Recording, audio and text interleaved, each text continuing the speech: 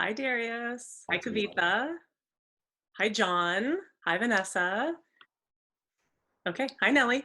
Hi, Keisha. So I'm going to share in the chat a link to the online version of the American Dream game. You're going to click on this link and you're going to play it from your own web browser. Join game. The game has 12 characters. We're not going to play with all of them today. I'm going to assign to each of you a character to play. This will be someone who probably has a different racial identity than you. If you scroll your mouse over each of the characters, you will see a character card come up and you can read through all the different identifiers that are associated with your character. Now, here are the characters everyone will be playing. John, Isabella. Okay, we see Isabella pop up. Nellie, you're going to play Monet. There she is. Darius, you're playing Tanya. Yay, Tanya. And Vanessa, you're Mark. Kavitha, you're Alex. And Keisha, you're playing Jeremy. All right, some of you already figured out you can move your arrow keys on your keyboard, left, right, up, and down to move your character all around. If you want to all give each other some space. Okay, before we start playing, I'm just going to give you a little bit of lay of the land here. The object of the game is you want to achieve success, be the first person to arrive there and achieve the American dream. You really are going to get out of the game what you put into it. And one of the best things about this game is it's so adaptable and flexible because we rewrite these chance cards and customize them for any place that we go. With that, we're going to get started. John, you are going to go first as Isabella. So quickly tell us all of her kind of labels, right? It's a very one-dimensional surface view of who each of your characters are. And then think through what the American dream might be to Isabella. So you can really step into character. And the idea here is that you'll start to really care about winning as Isabella. So Isabella, I am a woman, Latina. I'm Mexican citizenship. I'm a straight person. I have Catholic religion. My income range is low income. I am currently abled, and my native language is Spanish, and my complexion is medium. A goal for Isabella, what her American dream would be: home ownership, C-level position at a Fortune 500 company, and a family with 3 children. Now go ahead and click on that button on the bottom right corner, hit roll, and you rolled the 2. There. Yay. She's a little dancer. Yes. All right. So here's Isabella. So she's landed on a stop sign, a visa violation, not a US citizen, lose 2 turns during your immigration hearing. Okay. So you're going to lose 2 turns. I'm going to mark that down. All right, so click on that chance card deck down there in the bottom. Okay. So during a team brainstorming session, you make an innovative suggestion that basically gets ignored. A little later in the meeting, a male colleague makes the exact same suggestion and everyone thinks it's the best idea ever. So now everyone follows these instructions. Men, if your character is a man, move 1 space forward, and women move 1 space back. And next up is Nellie playing Monet. So go ahead and roll. All right. All right, Monet's rolled a 3, and now you get a chance card. So go ahead and click on that deck. So while eating breakfast, you hear an NPR segment about the higher rates of death for Black patients suffering from COVID-19. Black individuals move back 1 space. All right, so Mark and Monet are moving back. Any comments, questions, anything on this one? Yeah, I would say for me, adjusting to what everyone's calling our new normal, right? Being stuck inside and being inundated, if you watch news, if you use social media, with details and facts and numbers, it can be really overwhelming, coupled with the fact that it's affecting a specific group of people, Black people. And I can say that for myself, like, it's affected my productivity, just like the feeling of anxiety, constantly thinking about, like, what does this mean for my family? What does this mean for other people like me? And so I think it's that card is really poignant and interesting, because how do you deal with that and get the work done? Thanks, Darius. I mean, a lot of times with the game, we talk about things that are happening in the workplace on the day-to-day, but there's also what's happening in the world around us and how that's impacting people that you work with. Next up, actually, Darius, it's your turn as Tanya. Okay, you've got a 4. Okay, and go ahead and select a chance card from the deck. All right, during an all-staff meeting on Zoom, a senior vice president shares how much she's enjoying quarantine because she's had more time to take long walks, meditate, and really slow down from her fast-paced life. She encourages staff to take the opportunity to do the same, perhaps even take up a new hobby. All right, so middle-income people move back 1 space. Low-income people move back 2 spaces. I'm curious, are we commenting as our character, or are we commenting as our real life people? You can do both, either. I'm going to comment as myself as a real life person. Because we're going just off of the language on the chance card, the senior vice president is encouraging her staff to take the opportunity to do the same. Why is that taken in a negative way? People at certain levels have a certain level of flexibility because they're not engaged in the day-to-day rigor of said companies. So I think it feels very, I don't know, selfish, or I'm not sure what the correct word is, but it just feels like very inconsiderate. That's the word. It's certain, I would agree that it's not considering everyone's life scenario. But I think for me, but she's encouraging. Well, it didn't read to me as like she's enjoying quarantine. I think that language in itself shows a lack of self-awareness, right? Like if my boss, say I worked for this woman and she said to me, well, I'm enjoying long walks and meditating and really slowing down.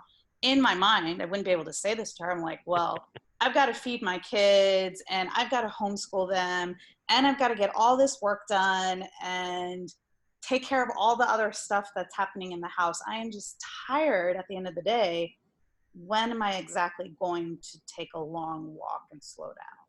And that just shows kind of a lack of awareness of people on your team. And it just is frustrating for me, for my boss to not understand that about her, even just her direct reports. Yeah, thanks. Okay. I really appreciate the question because a lot of people have that question. And that's what the game is about, is asking those hard questions to get the conversation going. So I appreciate everyone's contributions on that one. You never know which card's gonna get people talking the most. Next up is Vanessa playing Mark. You arrive at a restaurant to pick up your family's dinner order. The hostess points toward a table in the corner and says, hang on, you're with Uber Eats, right? Delivery orders are over there. So all able-bodied people of color move back 1 space. Darius, I feel like you have something to say. Oh my God, you guys. I've experienced this as a Black man at this sushi restaurant, and I'd gone inside to pick up some food, and the line was super long. And of course, I'm like this big, tall person alone, and then add the fact that I'm Black. And so, and the one Black person in the entire restaurant. And the person who actually is Asian looks at me and like puts out his hand and is like, Uber Eats, come forward. And I looked around like, I know you're not talking to me because I'm here about to spend my good money. Yeah. I mean, thanks for sharing that story, Darius, because it also points to the fact that the cards are not made up, right? Like all of these chance cards are things that have actually happened to people in real life. And, you know, a lot of times we'll get the question of like, come on, does that really happen? And so when you shared that does. It does happen, y'all. Kavita, you're going to go and you're playing Alex. All right, during a team meeting to discuss hiring for 3 new positions, you suggest the need to reach out to a diverse pool of candidates. One of your colleagues responds, but we have to move fast on this and we can't sacrifice skills and experience. So women and people of color move back 1 space. All right, when you interact with people, they know the appropriate pronouns to use when talking to you and about you.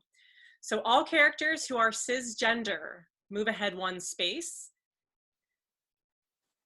Yes, John. I'm not familiar with that word. The sex that you were assigned at birth matches your gender expression and your gender identity. That's a very good question and one that we get every time we play the game. All right, a director position becomes available. This would be considered a promotion and a great career move for you. You're encouraged to apply because you meet all of the listed qualifications. After 2 rounds of interviews, another candidate gets the job. You're told, off the record, that there was pressure to hire a woman or person of color for the position. So all women and people of color move ahead 1 space on this one. Oh wait, do I go up? Do I get to go up that ladder? Okay, the green symbol says If you're a white man. Jeremy stays put there. Okay. Okay. And then on that chance card, the question was, do white men stay put or move back on that one? I think Alex should stay put. Okay, who else? What else do y'all think? I think Alex should go ahead and move ahead because I find that in these situations, somebody negotiates something for him. I don't disagree with what Keisha is saying, but maybe this is ignorant of me, but I'd like to think that's not a standard practice always. That just because you didn't get the promotion, I'm going to take care of you in another way. Or at least that hasn't been my personal experiences that I've seen. So I'd like to think that that person would stay put. Alex would stay put.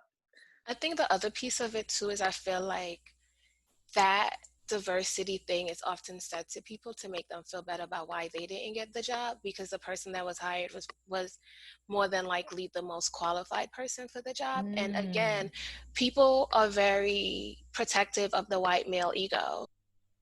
Okay. All right. Well, if Alex moves ahead right now, we all know what's going to happen, right?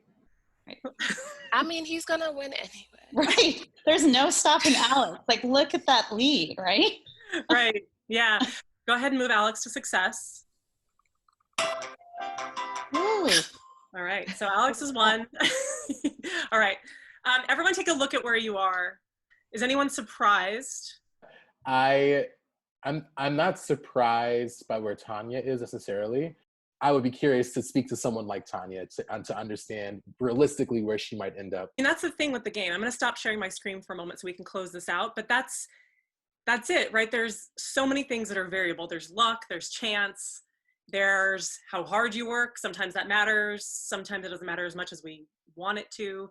And when you think about the board, a lot of those stop signs, green lights, the ladders, all of those were a lot of things that are structural inequities, our laws, our policies, our practices.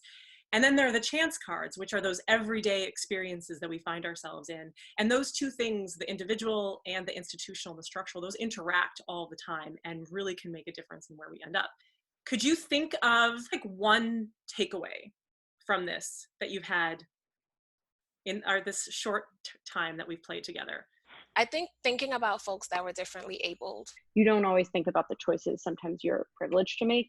The strategy of the game, I see that a lot now as also a symptom of life. For me, growing up, racism was simple because it was like someone was just telling me about it and I didn't have any real experience. I didn't talk to anyone. I didn't know anyone. And I think this is just a reminder, that it's so complicated. We all know that, but then when you're doing it and you don't want to you want to be cognizant of everyone's feelings, but then true to your own.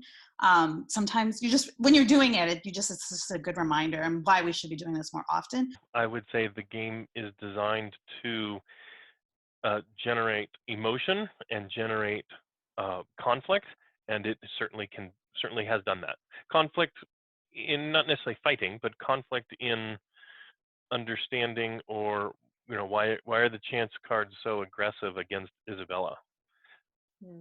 I'm disappointed for her. That didn't feel right here. What's it maybe like?